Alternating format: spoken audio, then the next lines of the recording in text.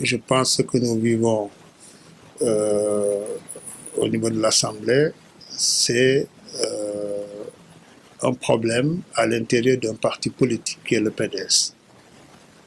C'est la bagarre interne au PDS qui retentit à l'Assemblée nationale.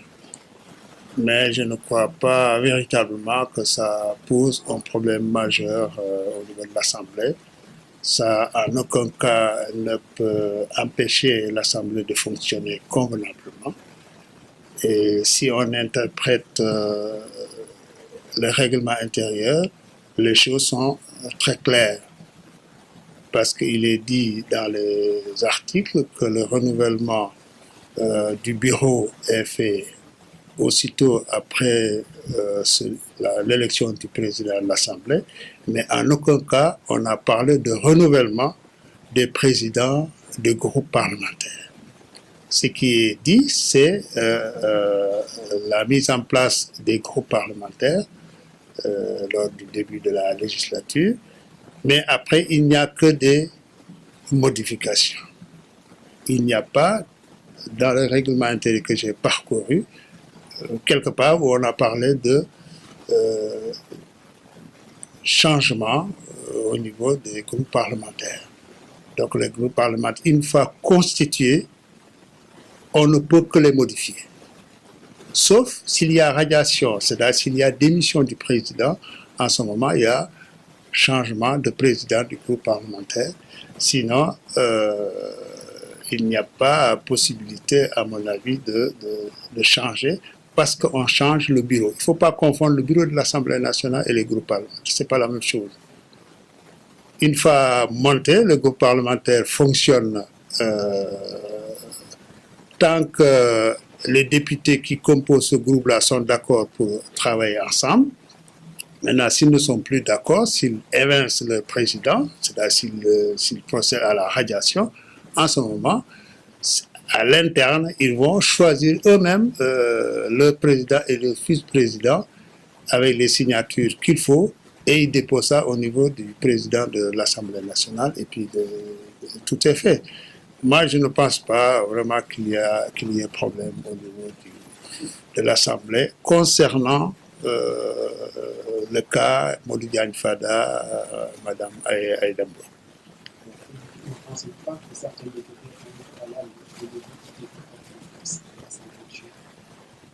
Il faut dire que les textes de l'Assemblée nationale que j'ai parcourus ne sont pas clairs. C'est comme la Constitution, c'est pas clair. Il serait bon que, quand on rédige ces textes-là, qu'on associe des littéraires, des juristes et des scientifiques. On voit qu'il manque une dose de scientifique, de rigueur dans ces textes législatifs. Et j'ai regardé le dernier texte portant règlement intérieur, il est vraiment pas clair. Et le style n'est pas très bien fait. Quand je compare avec les anciens règlements intérieurs, c'est quand même, la qualité est beaucoup moindre. Et maintenant, est-ce que les députés ont la capacité d'interpréter le règlement intérieur? C'est-à-dire, il y a la formation juridique que tout le monde n'a pas, mais aussi il y a le niveau de compréhension des textes écrits en français. Parce que quelquefois, ce n'est pas un problème juridique, mais c'est un problème de compréhension. Quand on prépare les listes pour l'élection de députés, on ne regarde que ceux qui sont capables de mobiliser du monde pour gagner. C'est seulement après on se rend compte que finalement, on a de bons députés du point de vue niveau ou des députés de niveau plutôt faible. Ça, c'est valable aussi pour les collectivités locales, les conseils départementaux, les mairies. Souvent, les conseillers n'ont pas le niveau, ou très peu ont le niveau, et pourtant, ils ont des choses importantes à faire. Ils ont des budgets à préparer. ils ont des textes à comprendre, ils ont beaucoup de choses à faire. S'ils n'ont pas le niveau, c'est vraiment la collectivité locale qui en pâtit, à l'Assemblée aussi. Lorsque les députés sont installés, s'ils n'ont pas le niveau, ben c'est le peuple qui les a élus qui va se retrouver avec des députés incapables de comprendre les lois, incapables de disséquer les lois, les projets de loi, de les amender, d'améliorer le texte, mais quelquefois aussi, parce que le texte ne correspond pas aux intérêts du peuple, de le retourner à ceux qui l'ont proposé. Nous, en tout cas, quand on était députés, on a retourné au président Wade un certain nombre de projets de loi parce qu'ils ne correspondaient pas aux intérêts du peuple. Et nous avions aussi souvent noté des passages équivoques, trop mal écrits et qu'on avait rectifiés. Donc, on faisait des amendements, même pas des amendements, mais on corrigeait le français.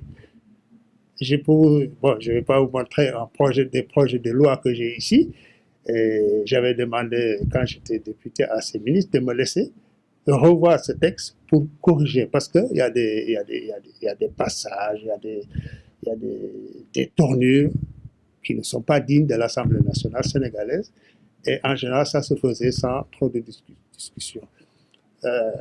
On se comprenait facilement, surtout, souvent, il y avait des professeurs d'université qui étaient ministres, et donc le courant passé, on arrivait à améliorer les textes. Et quelquefois aussi, les services législatifs de l'Assemblée, en tout cas, me sollicitaient moi, pour revoir des rapports de commission qui étaient plus ou moins mal écrits. Et comme ici, on a l'habitude de corriger des mémoires, des doctorats, etc., donc c'était relativement facile pour moi de revoir ces textes-là. Et ça, c'est vérifiable au niveau de l'Assemblée, au niveau des archives. Si vous faites un passage au niveau des archives, vous verrez quand même qu'il y a beaucoup de rapports qui portent le nom de Demba Sow. Et par rapport à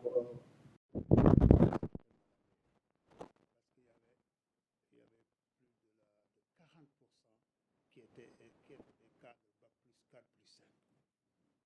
Il y avait des ténors de la politique sénégalaise.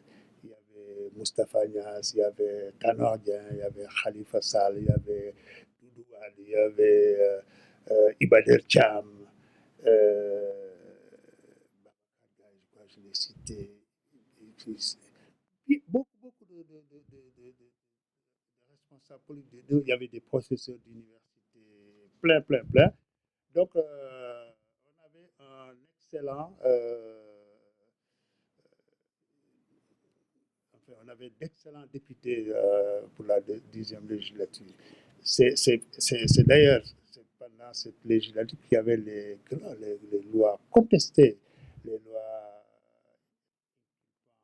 du président Idrissa Seck, la loi d'amnistie qui avait fait beaucoup de bruit. C'est également pendant cette législature qu'on a aboli la peine de mort. C'est pendant cette législature aussi qu'on a voté une loi qui a rendu l'école obligatoire au Sénégal. Les gens n'en parlent pas, mais l'école est obligatoire au Sénégal et c'est nous qui avons voté la loi. Il y a beaucoup d'autres lois qu'on a votées. Et si vous revisitez aussi les débats à l'Assemblée, c'était quand même d'un niveau très élevé. Et pourtant, il y avait deux camps. Il y a le camp de l'opposition et le camp du pouvoir, mais qui s'affrontaient vraiment au niveau des idées. Et c'était passionnant, c'était très intéressant. Moi, le passage à l'Assemblée nationale m'a beaucoup apporté. J'ai beaucoup appris. Je suis scientifique, mais maintenant j'ai des notions de droit très solides et je connais l'État. J'ai été plusieurs fois rapporteur. J'ai représenté l'Assemblée à plusieurs rencontres et ça m'a beaucoup apporté. Donc, c'est pour ça, je pense que pour prendre certaines responsabilités, c'est souvent bon de passer par l'Assemblée. Ça aide à comprendre mieux le dossier, à comprendre le fonctionnement de l'État, à comprendre le fonctionnement des différents services. Ce qu'on voit à l'Assemblée, par exemple la séance plénière. Ce n'est pas le plus important. Évidemment, c'est ça qui montre les députés, c'est là où on parle de son coin, moi, je sais pas, la route de chez moi, l'école de chez moi, etc.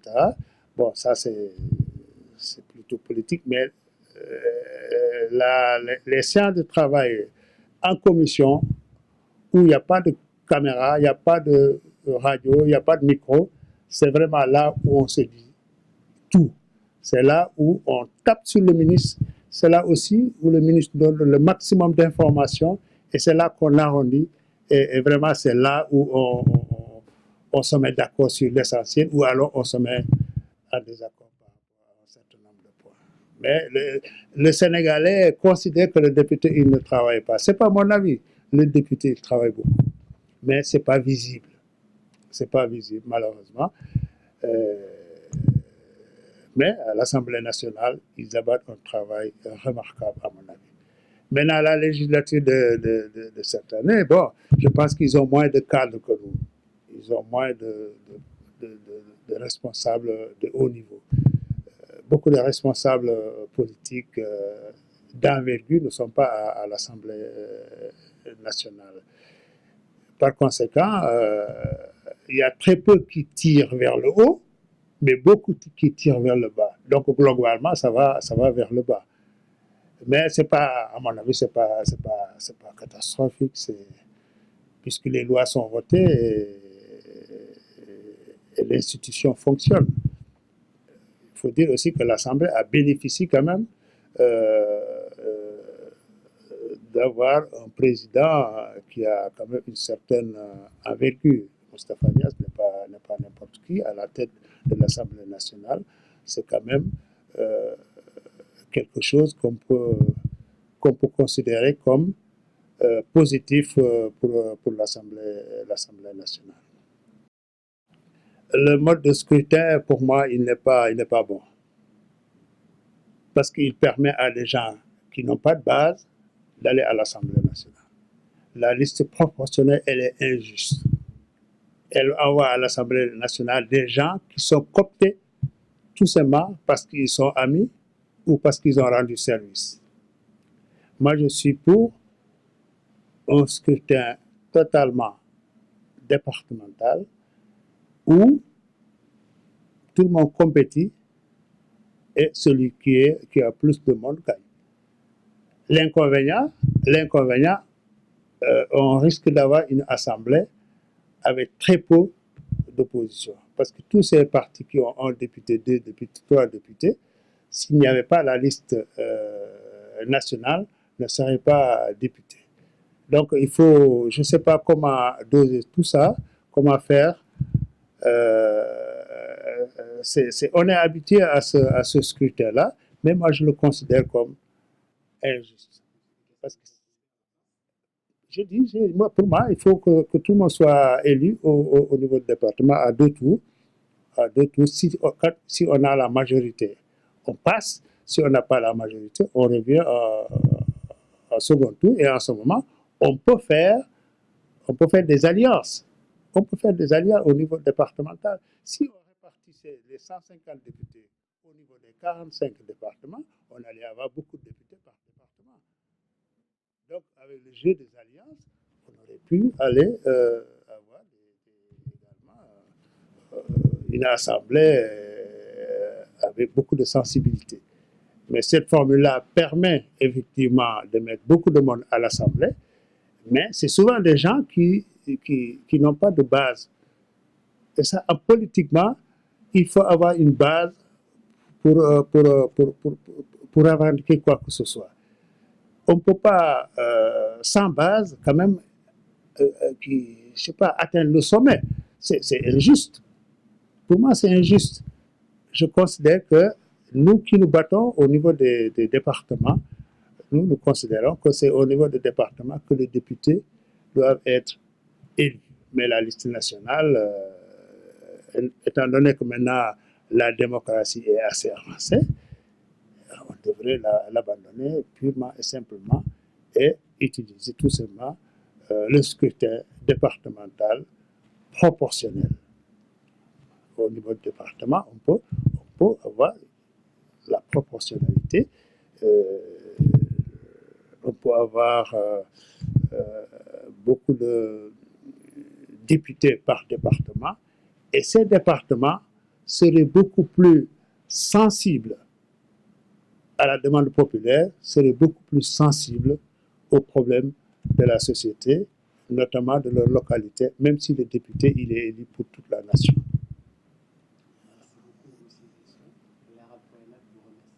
Merci beaucoup.